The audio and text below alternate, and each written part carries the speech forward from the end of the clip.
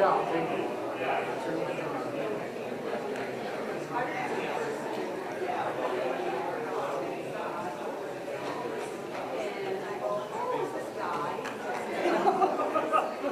And I'm like, what is so funny? I know.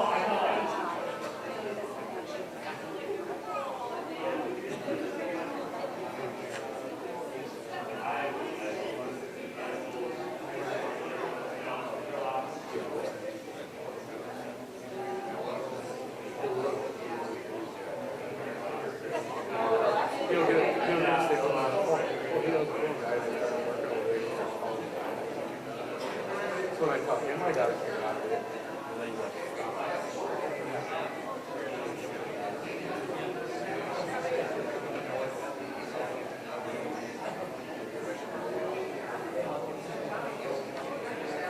I don't want to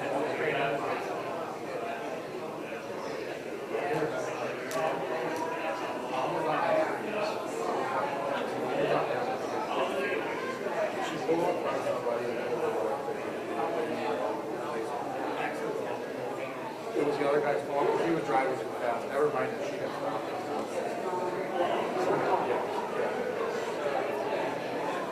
Yeah, it was very good. We were in the car because they have a car that has to run. I bet you.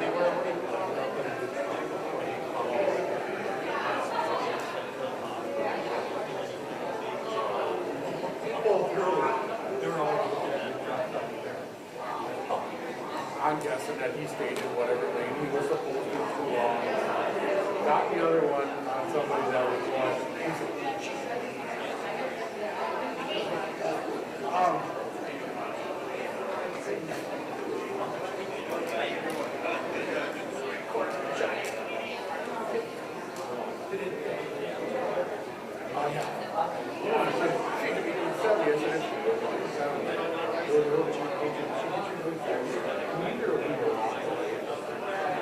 It looks like back when we were 25. She didn't get 70. The trunk was still on.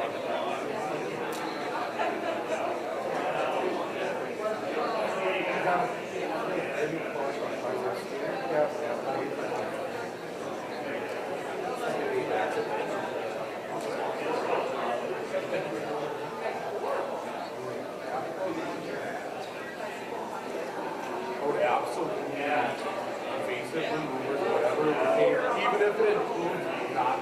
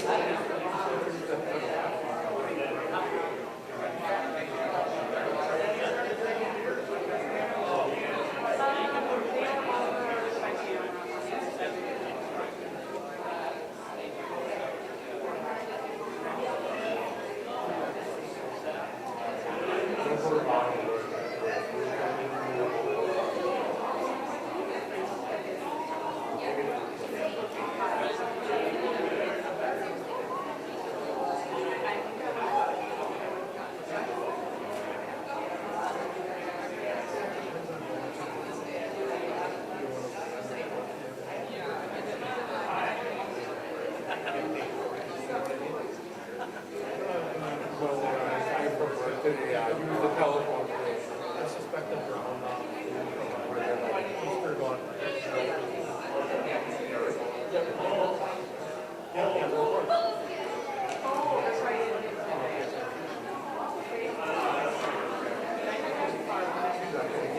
fact, it is. No, I don't even could have, I could have done the sacrament.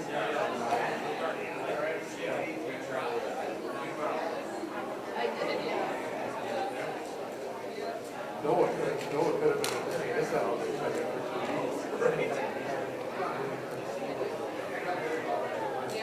or the macaroni salad. Yeah. I'll go right to the very frito with each other.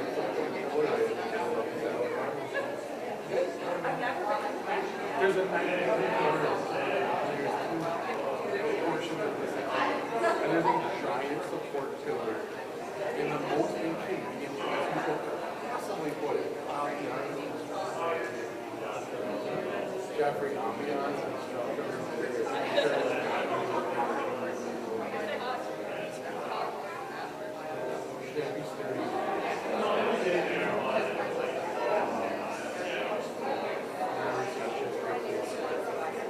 no,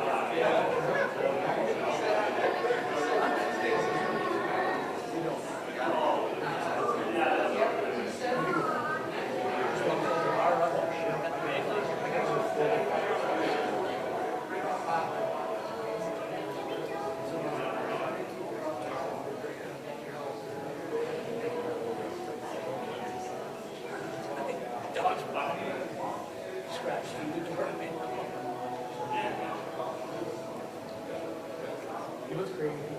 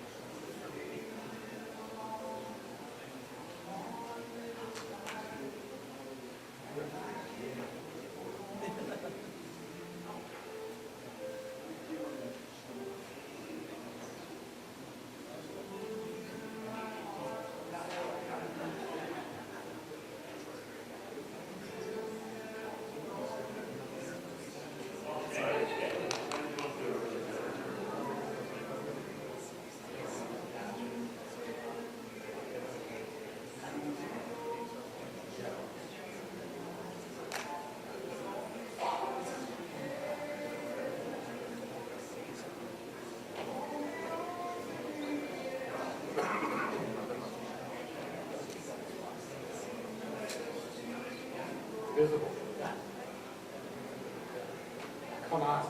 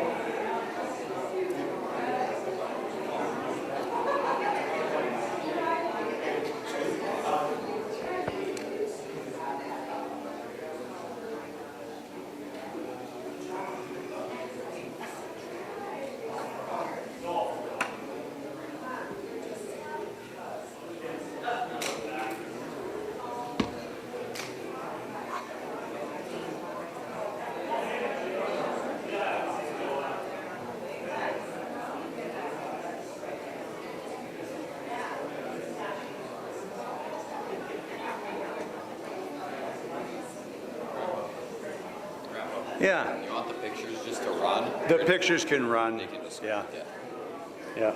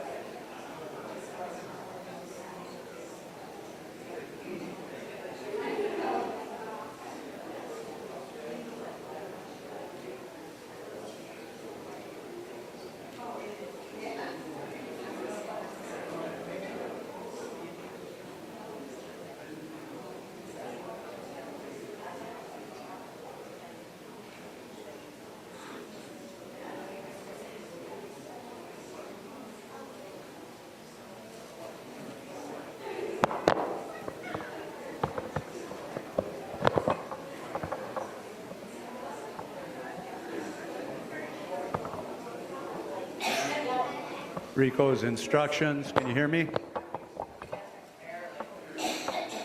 That's not my fault.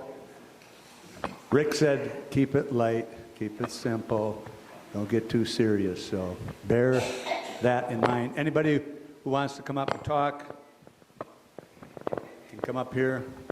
It's adjustable if there's anybody real tall like Ed or shorter people. Okay, hang on.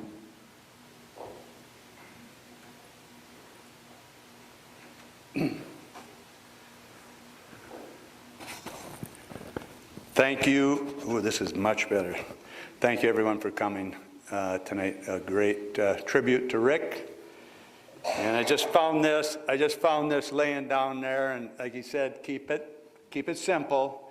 One of the grandkids, keep it funny. I'm going to call up his partner of many, many years, mentored him, a great friend, Dave Jacken from the funeral home is going to speak first.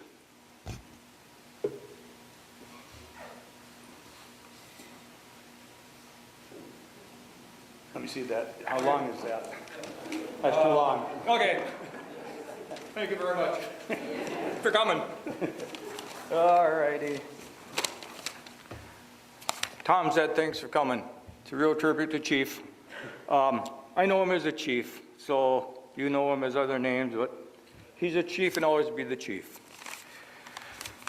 Let us pray. Almighty God and our Heavenly Father, on August 5th, 1952, you sent Rick to his earthly home for a very short time. On April 3rd, 2023, you called him home to share with you in his heavenly home for all eternity. During his 70 years, 7 months, and 28 days, we always had to break, birth dates and death dates down to be real specific. Rick became a son, a brother, a husband, a dad, a grandpa, an uncle, an in-law, a soldier, a successful businessman in many fields, active in many community and group endeavors, and a friend to many. Rick came to this area in 1976 as a greenhorn out of Milwaukee, and he must have had a plan how it was going to be for the most part, because he said, I came up here and I'm going to work when I don't have to work anymore, and it better be at 55 years. Well, anyway, it was just about that. He joined McElravy Geyer Funeral Home and learned from Jerry Geyer and Richard Keepers all about taking care of families when called upon for help. In August of 1983, I got a phone call from Rick saying, we're buying a funeral home in Bruce and we need somebody to come up to work with us. So I talked to my wife, Carol. At that time we had a 9-month-old daughter, and okay, what the heck, we have nothing to lose. If this doesn't pan out, we'll always move on. Rick assured me that things would work and we would retire here. So true, so true. 40 years associated with Rick. We had differing opinions, issues, and arguments, but it made our relationship steady and firm. I heard a chuckle out there. Somebody must have had differing opinions with him too. Funny. He became president and held that for many years. Always at the helm of the ship, and darn well made sure we continued to do things that they should be done. During that course of time, some people were hired, and some, I don't know, they just didn't like the way we did things. They left, or they got, their, ticket punched somewhere else. But anyway, during those years when Chief was president, Murph came on board, Carl and Jim, and they're carrying on. Let me see. Rick retired from the funeral home in 2006, and he made it clear to us he did not like that word retirement, because to him that word meant old guys going to sit in coffee shops all the time. That wasn't his way of life. But sooner or later, you could drive by and you could see his rig, one of the restaurants. He was having coffee with his cronies. He'd always come around even after he did retire and lend us a helping hand or give us advice. He just, didn't quit completely. Whether or not we wanted him or not, he was around. Once he got used to his new lifestyle, the visits and help gradually waned, but we knew he would come around at least twice a month, 2 times their paydays. Rick and I continued to keep in contact through the years, the usual chatter. I'd say, how you doing? What's happening, Chief? Oh, he says, I'm busier now than I ever was. Maybe I shouldn't have retired. Said, yeah, sure, Chief, yeah, right. And we'd laugh and laugh and laugh and talk about the good old days. The good old days he's referring to is when we'd be arranging funerals for someone that had retired, and shortly thereafter they'd die. And it didn't matter if it was a traditional funeral or a cremation. He was always wondering, well, where are the friends? Just because you retire and die, do you get forgotten? I tell you what, Chief, looking out here and what's tomorrow, you're a hard guy to forget. As I said, Rick was about 54 years old when he retired and had about 17 years of very active retirement. He always figured he'd be around a long, long time. There aren't too many people that can retire at 54 and have a good 17 years. Normally you retire at 65 and you know what happens anyway. So things don't always go the way you want. Dealing with various very serious health issues that struck suddenly, fast and furious.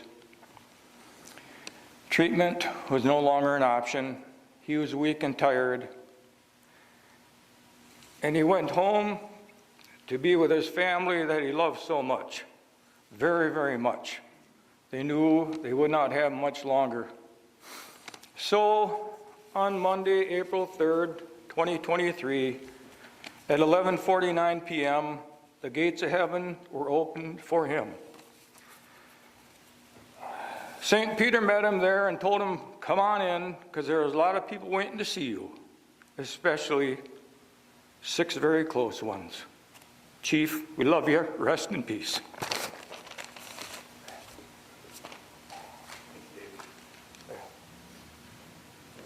I talked to a couple others out there that said they might want to come up, so one by one before I point you out.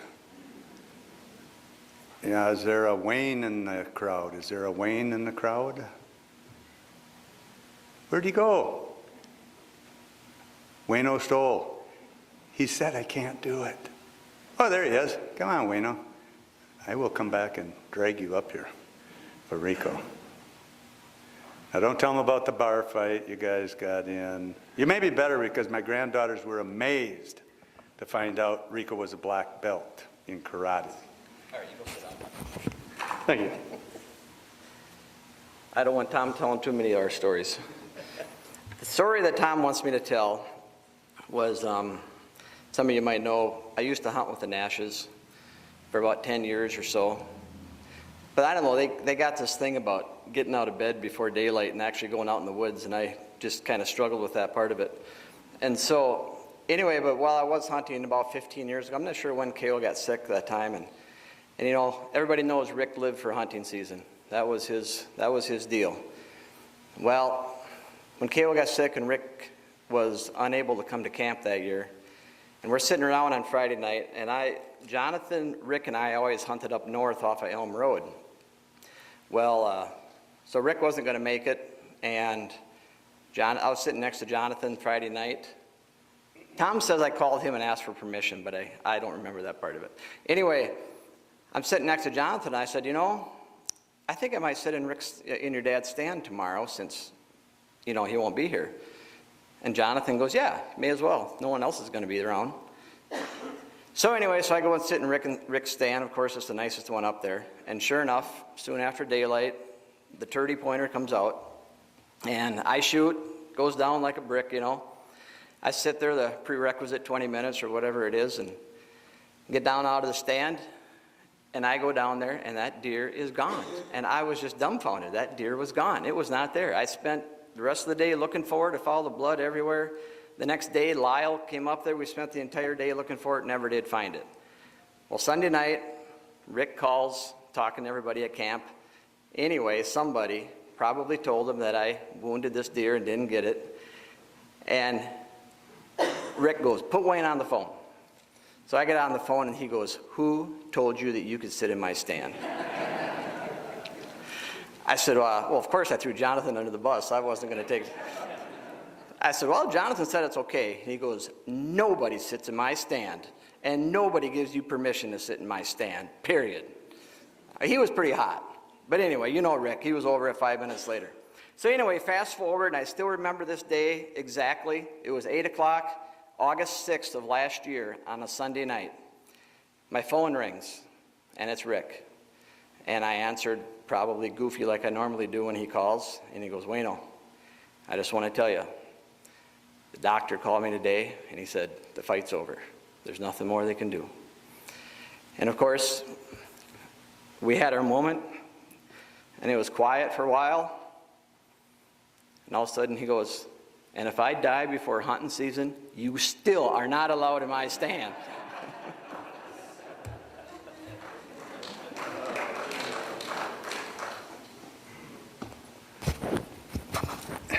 Nice try, Wayno. So the few parts that he left out, he had also called me. Now, I don't know if that was before he talked to Jonathan or after, but he says, hey, what do you think about hunting Rico's stand? And I said, call Rico, call Saul. You don't sit in another man's stand without his verbal permission. The other thing, it was a monster buck. It wasn't just a little buck, it was a monster. Wayne goes, yeah, it was kind of like that one I killed years ago, which he has a true trophy. How that happened, I don't know. But anyhow, so, and then the rest of the story, as I'm cross-examining him, come to find out, oh, he didn't sight in his gun this year. I did it last year. So his gun was off. That's the cardinal sin. I mean, the ultimate, you can't do it. I mean, Ed shoots a lever action open sight. He sights it in every year. But anyhow, thank you, Wayno, for having the courage to come up here and nearly tell the truth in front of our Lord. Ed, would you like a few words?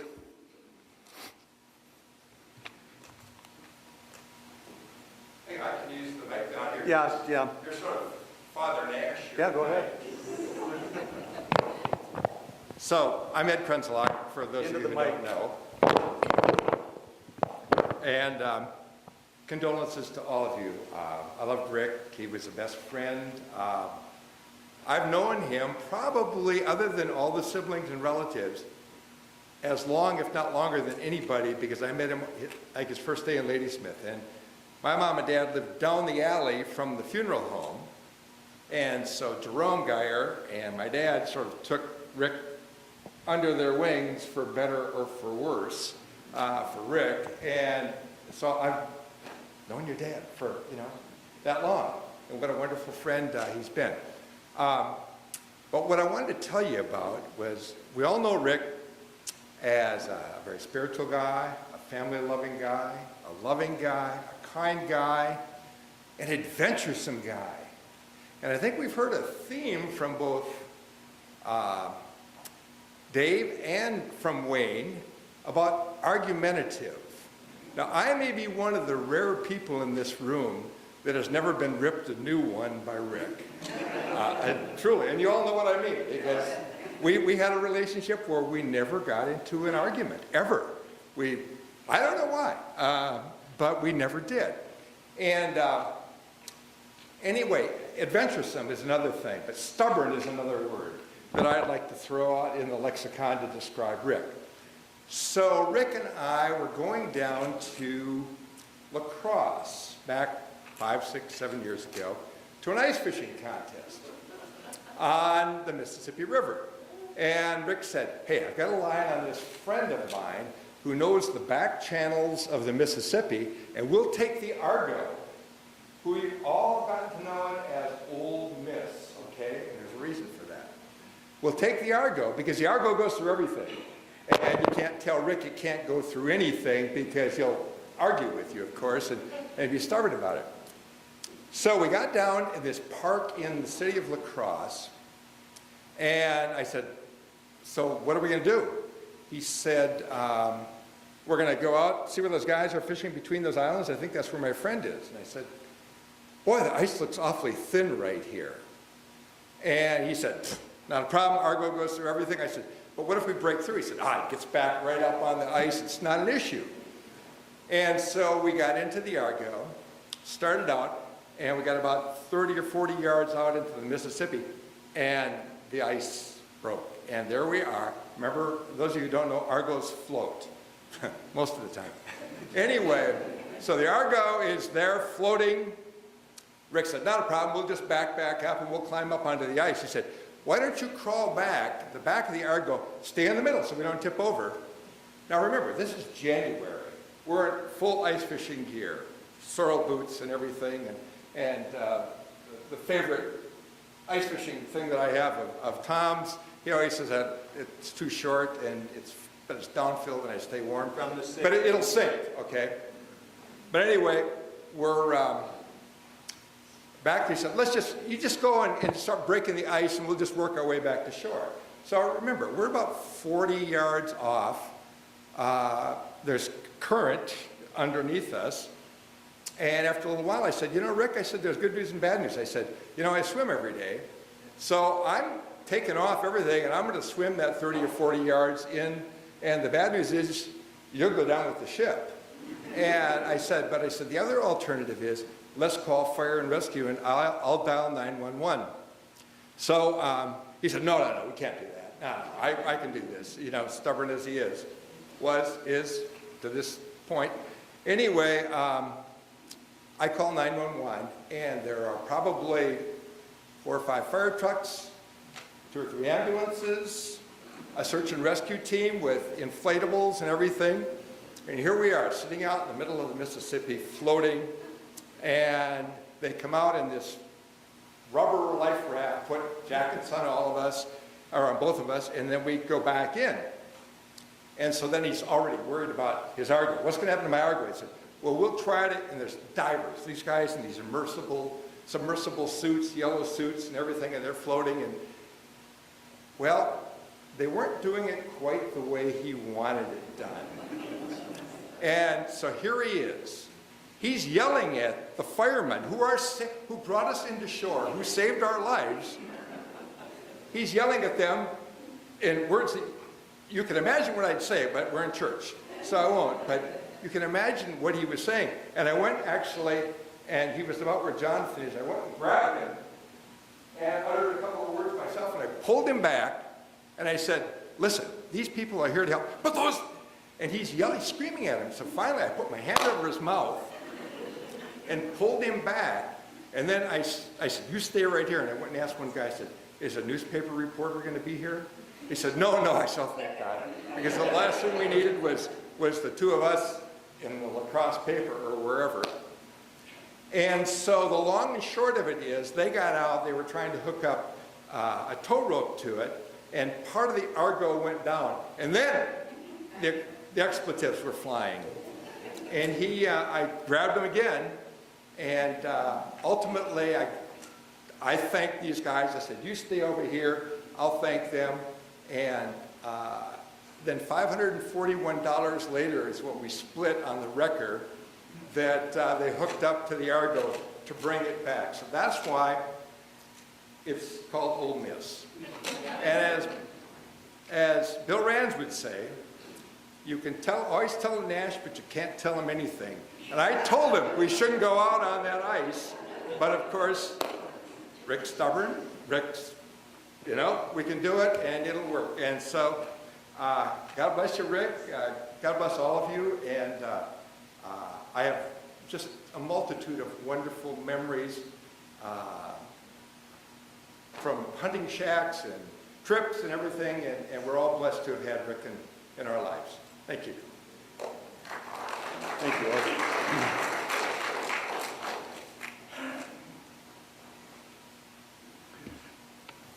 Anyone else want to share a memory, a moment?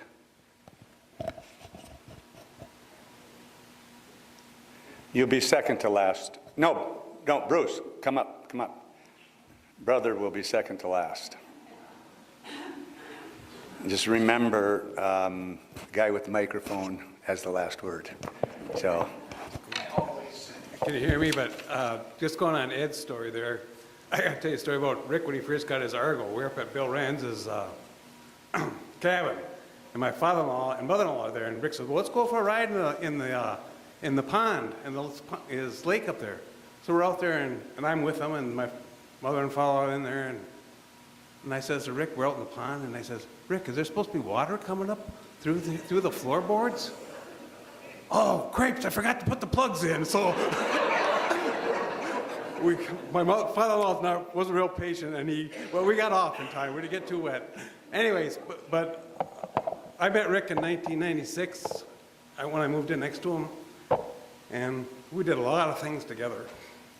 Went scuba diving. I don't know if you guys know it, but we scuba dived for 20 years with him, with my wife and Kale, and then at the end, Bonnie and I were going to go with Rick and everybody there, and then he got diagnosed with cancer. So that was the end of that. But we had so many memories in the Cayman Islands. I'll tell you a couple of them. He had got this new BC, and we had been diving up north here, and we were out diving one day, and I come in, and he says, oh, I could go down to 8 pounds, I think, on our thing. I says, 8 pounds, that's what I wear, Rick, and you're a little bit different than I am. And so I go up to his BC, and I pick it up, and I goes, geez, that's awful heavy. Here he had 16 pounds in the back end already, plus his 8 pounds. We had 20-some pounds on, so he was going down like a rock. Anyways, another one, he loved cameras in the Cayman Islands. We always went to the Cayman Islands, and there's one time at, let me think here. Well, one time, he's got a camera, he's got a GoPro, and he's sticking it in there, and here's an octopus out there anyways, and that octopus comes out of the hole and grabs that camera. And Rick is a pretty strong guy, but he could not get, that little octopus was stronger than him, and finally it let go, and we laughed. If you know about it, I spent more time underwater with Rick, and that's the only time you can't talk, is under the water. So then another time, we're out with my wife and Kale, and the first night we ever went night diving. So, and you got a flashlight, and you're supposed to wear a ring, but we didn't have the rings on, we had a flashlight. So I'm the leader, and we're going along, and everybody's got their lights on, and I'm checking everybody behind me, and all of a sudden, poof, there's only three lights, mine and 2 other ones. I says, where's the other light? Here, Rick shut his light off, thought it was cool. But at night, and I said, Rick, don't do that.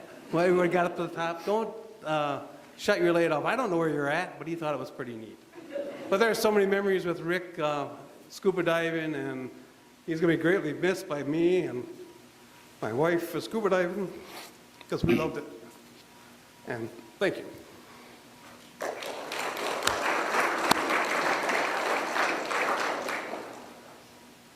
Anybody else before Brother Joe? You're on, Joe.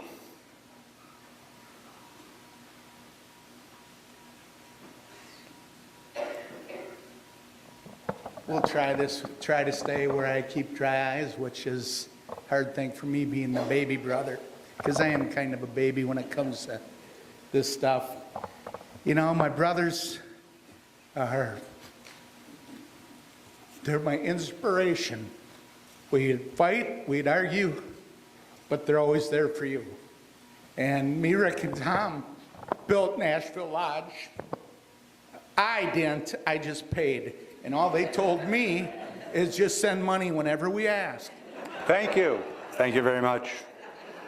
But I didn't do hardly any of the work. I probably made it there 3-4 days, and they did one heck of a job. The stories, it's so funny.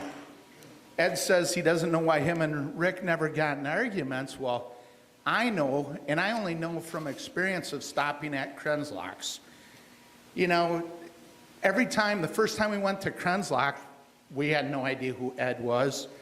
heard we were going to see Paulie Krenzlock because Jerry Geyer was best friends, and so we go to this place, and he owned the bakery in Ladysmith, and they always pick on someone, and they call him the villain. And one year I was a villain, and I had a bad picture taken of Ed, me. correct me, it was victim, wasn't it? Yeah, Victim. Yeah. Well, I said victim. You said villain. Victim. Victim. Whatever. Anyhow, the reason Ed and him never got in a fight is you drank so much, you know, whenever he was with Ed, Rick, we were beer drinkers, the Nashes. We didn't drink booze, but we became booze drinkers, and thank you to the Krenslocks. But, you know, and Willie, you know, we all know how, as much as we love our brother, he could get mad at us too, just like you or just like anyone else, Tommy, me, Johnny, anyone, but he was always there for me. And I'm just so blessed and thankful that I had a brother like him. And at the end, when Bill got hurt, I gave him this cross that said, Christ is counting on you. They told Bill he would never walk again. He came back from his experimental surgery. He gave me that cross back. I gave it to my brother Mike when he had cancer. They gave him 2 years. He went 4. I got it back. I gave it to Rick when he had 2 months to live. And it, you know, we cried. It meant so much to him. And his faith was amazing. He truly loved the Lord. You know, he wanted to make the world a better place. He helped the nuns. He's dying of cancer. And he helps, the nuns are getting moved from cemetery to the Ladysmith Cemetery. And Rick volunteered, got that all going, got all the permits, pulled all that stuff and did that. And that's the kind of man my brother was.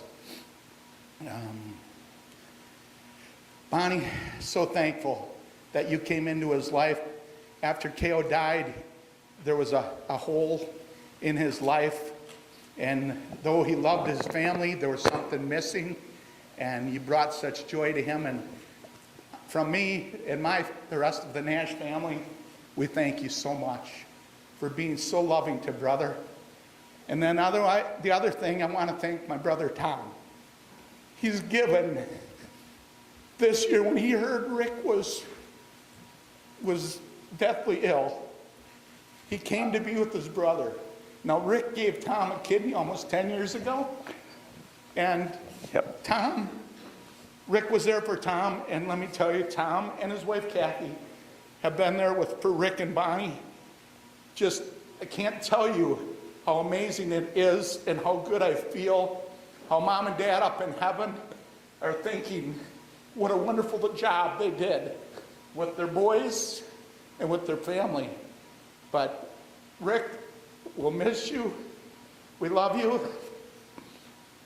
Amen. God bless. Thank you, brother.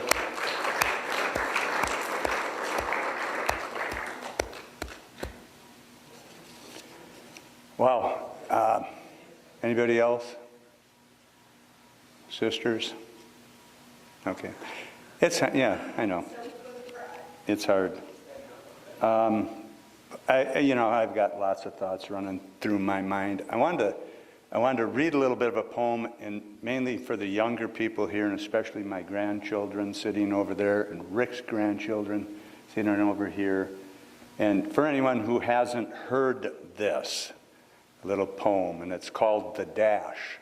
And what it refers to is tomorrow when we're at the cemetery, you're going to notice Auntie K.O.'s stone is going to be out there, and it's going to give her date of birth, year of birth, dash, year of death.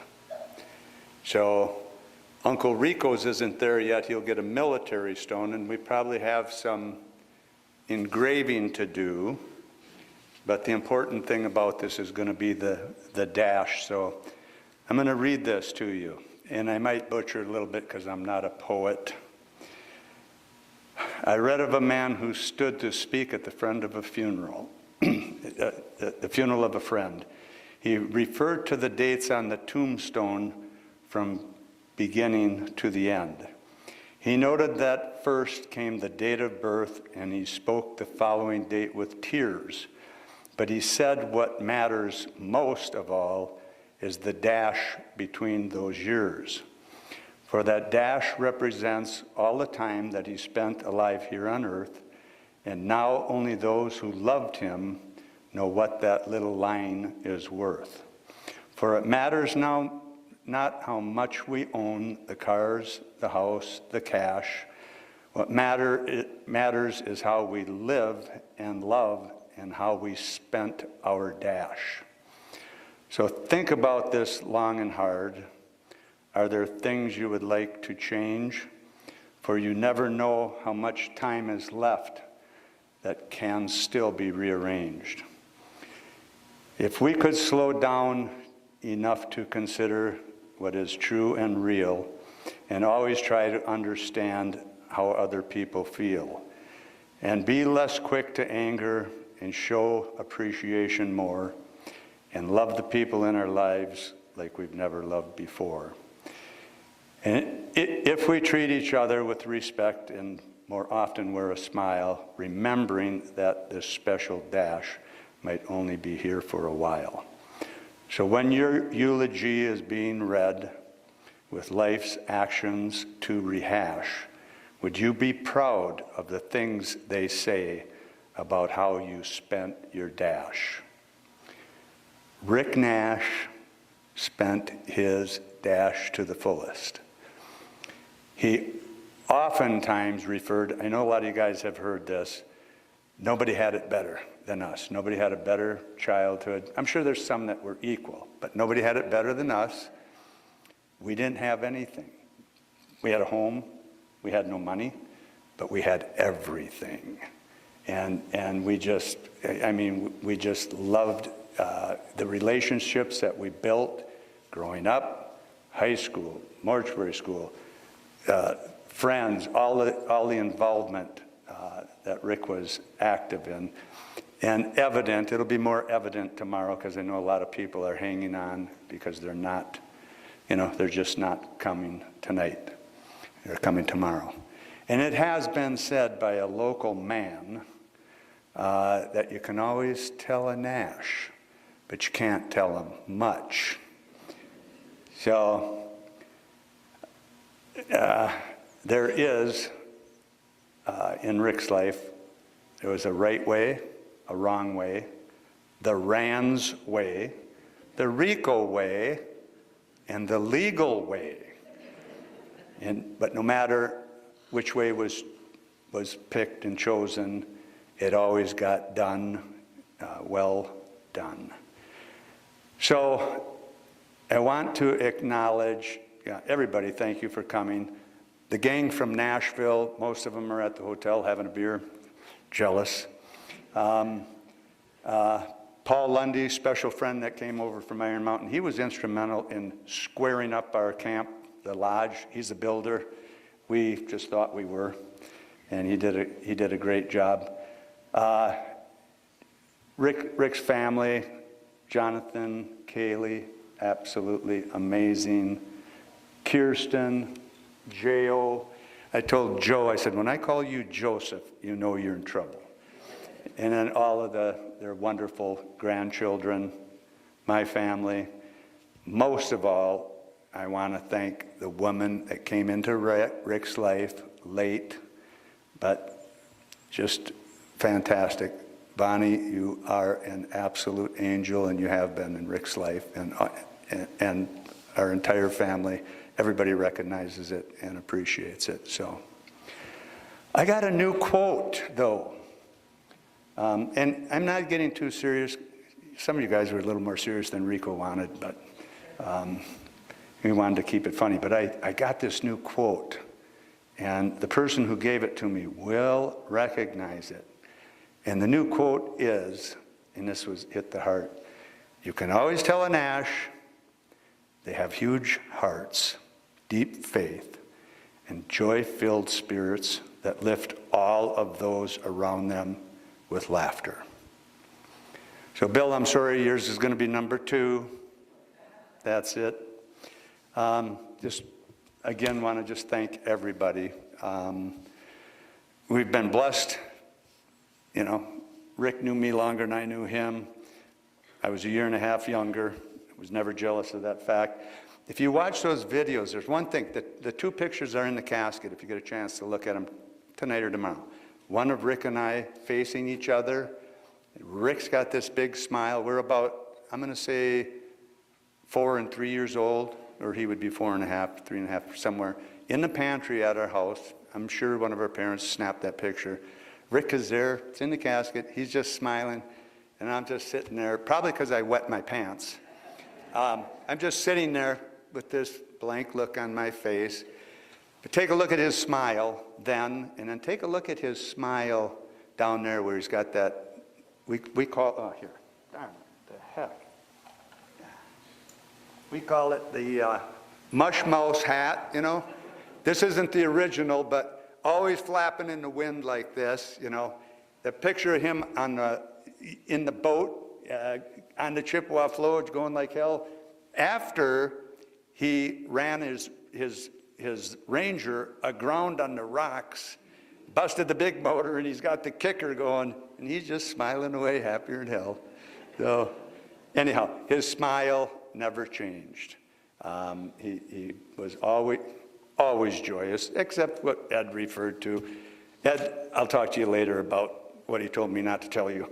But anyhow, thank you everyone for tonight. We look forward to seeing, you know, all of you tomorrow, or as many of you that can make it. It's much appreciated, heartfelt condolences from us to you. So thank you.